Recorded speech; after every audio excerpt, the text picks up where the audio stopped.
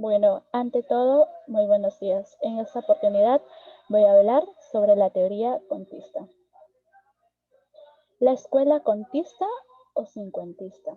Primeramente, ¿cuál era la doctrina de esta escuela? La doctrina de esta escuela se basaba en la reducción de la llevanza de la contabilidad a 5 cuentas. Por ende, se le denominó también escuela cincuentista o quintista, ya que se le hizo alusivo a las 5 cuentas que esta escuela tomaba, al ser una de las primeras. Vamos a hablar de las características de esta escuela. Como primera característica tenemos que admitía que las cuentas son el adjetivo de la contabilidad. ¿Qué nos quiere decir esto? Pues al ser una de las primeras escuelas en fundamentar la división de la contabilidad en 5 cuentas, era claro que el objetivo primordial aquí era entender cada una de las 5 cuentas y poder llevarlas a un balance contable para tener un mejor entendimiento de cada hecho que se realizaba.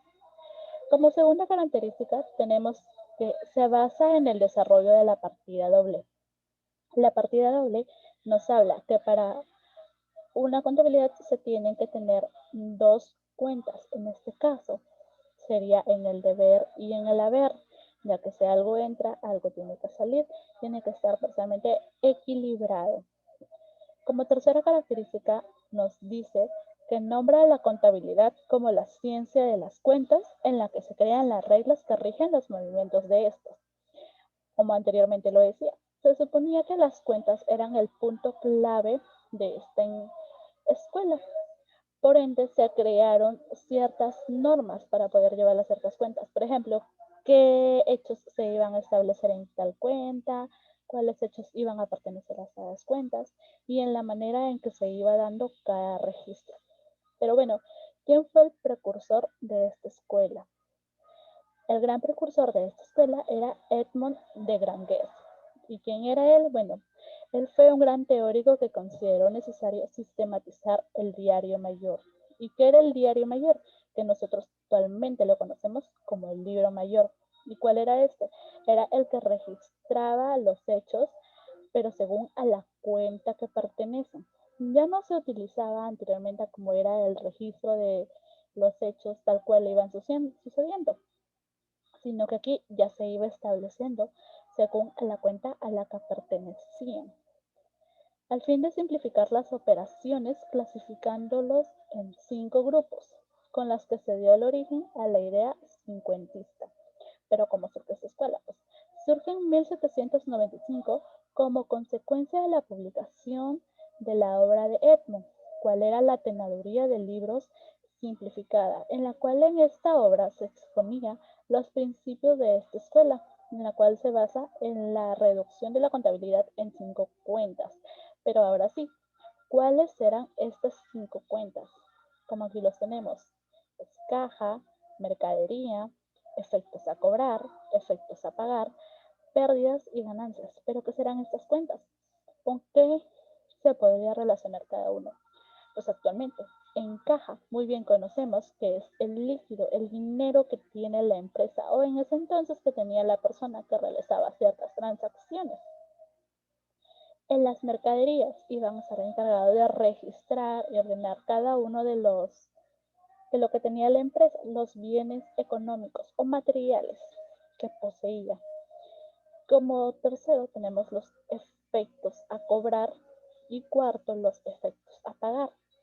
Esto se relaciona, ya que si tú eras una persona que vendía productos hacia otra persona, a cierto plazo te tenía que devolver el dinero. Por ende, era tú ese dinero que lo tenías que cobrar. Y esa operación tú la tenías que registrar ahí en efectos por cobrar.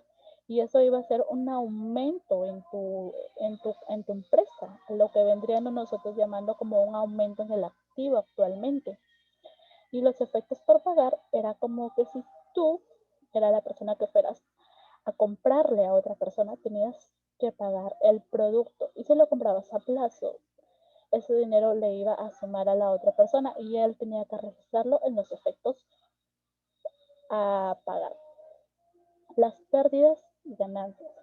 He aquí, por ejemplo, si es que tú vendías lo que tú tenías en un precio menor a lo que sí te había costado, ibas a generar una pérdida. Eso, pérdida que tú estabas generando, la tenías que registrar en esa cuenta.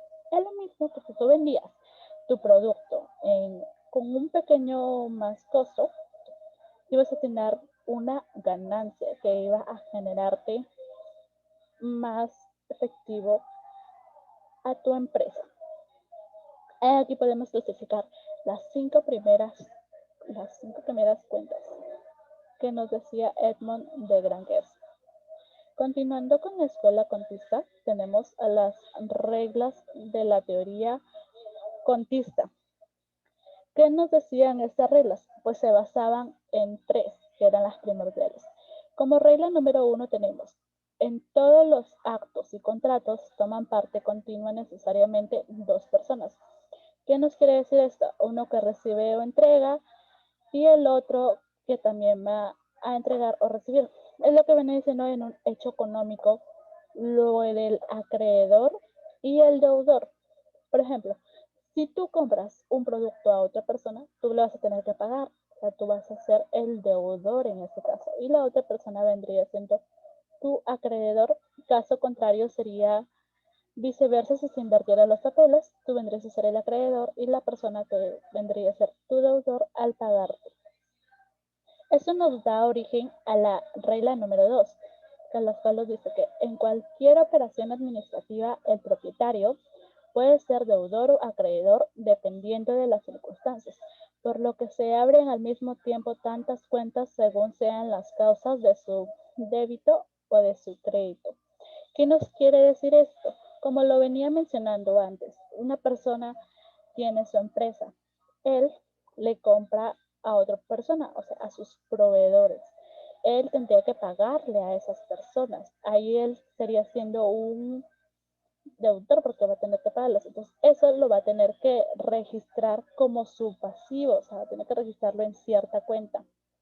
Caso contrario, que si él le vende a otra persona, le va a generar un ingreso, va a ser su cuenta por cobrar, o sea, sería clasificado en otra cuenta. Por eso es que va a depender del papel que va a tomar en el hecho económico, por ende se van a tener que abrir diferentes cuentas, pero basadas en la partida doble, claro.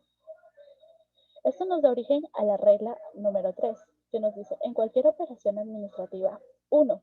Las personas que constituyen la segunda parte contratante son las que tienen relaciones comerciales de interés con el propietario, es decir, pueden ser deudores o acreedores.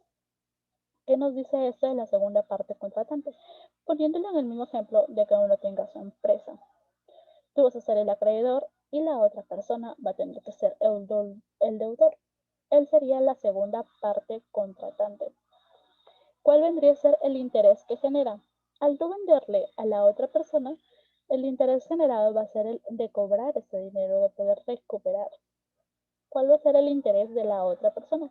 El interés va a ser de poder cancelar esa deuda. Pero bien, como la otra parte va a ser la persona que va a pagar, esta persona va a estar ajena o extraña a lo que va en la empresa. Habiendo analizado las reglas y las cuentas de esta teoría, nos podemos dar cuenta que uno de los aportes principales que relacionamos aquí es que al dar origen a las cuentas, actualmente se ve reflejado a lo que nosotros vemos en el plan contable, porque como ya sabemos, nuestras cuentas tienen un mayor número, pero aquí se debe dar el origen que tuvo y la influencia dada de esta teoría. Por ende, hemos generado algunas conclusiones, las cuales tenemos como primera. Las reglas de la teoría contista constituyen la dinámica de la partida doble. Como lo mencioné antes, esto tiene que ir generado en dos cuentas establecidas para poder llevar un buen orden a la hora de realizar nuestra contabilidad. En la segunda conclusión, la partida doble se fundamenta en quien recibe un valor es siempre deudor del mismo, ya quien entrega es acreedor. ¿Qué nos quiere decir esto? Como está explicado en la regla número 1, siempre tiene que haber una persona que entrega producto o entrega algo y la otra persona tiene que pagarle. O sea, tiene que ser todo en una equidad, en algo dado igualmente. Como tercera y última conclusión tenemos que, gracias a la teoría contista, se crea la propuesta cincuentista, encargada de utilizar solo las 5 cuentas generales para realizar los registros de los movimientos contables.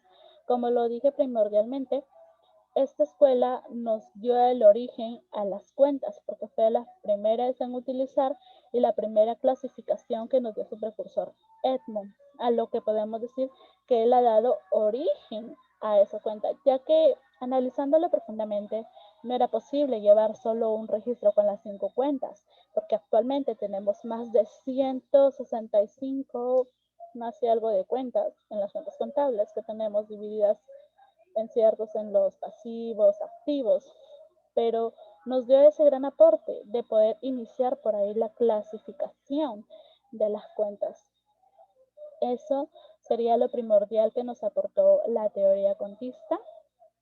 Gracias.